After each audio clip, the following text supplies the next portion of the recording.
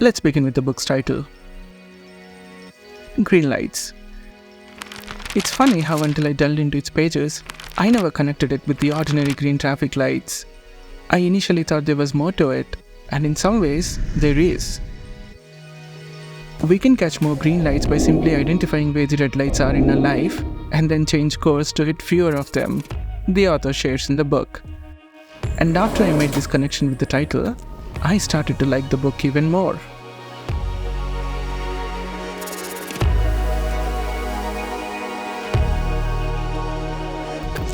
Another aspect that stood out to me was the book's unique style. Just take a look at the title page and its choice of font. Casual, yet striking and captivating. The refreshingly unconventional table of contents also exudes playfulness and invites you in. Among the scribbles on this page, this quote, "The arrow doesn't seek the target draws the arrow," became my favorite. What's yours?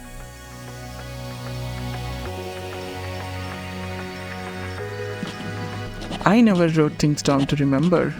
I always wrote things down so I could forget, says Matthew McConaughey.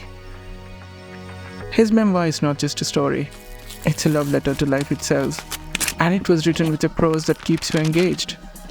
Even though simple, it doesn't fail to leave vivid images of what the pages reveal. Here's one example. When I first threatened to run away from home, my parents packed my bags for me. A sweet gesture, isn't it?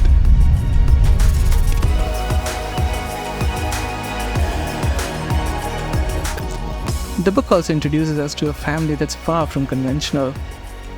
This is why my mom and dad were married 3 times and divorced twice. This is why my dad broke mom's middle finger to get it out of his face 4 separate times. This is how my mom and dad loved each other. You have probably seen such wild families on TV, but encountering one in a memoir with true and real incidents, it's different. What makes this family so intriguing? Well, that's a story for another time.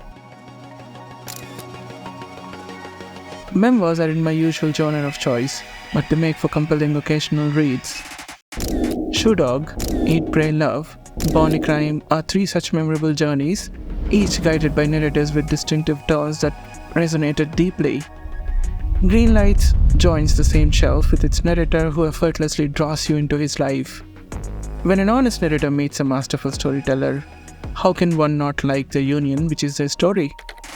I am more than liking it so far. But who is Matthew McConaughey? Did you know the audiobook version is super famous? Who suggested this book to me?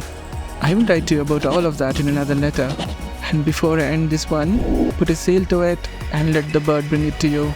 I would like to say one last thing. Every rejection is a redirection. No, it's not from this book. I'll tell you more in a later story. Now I need to go back to Greenlights. Happy reading and take care.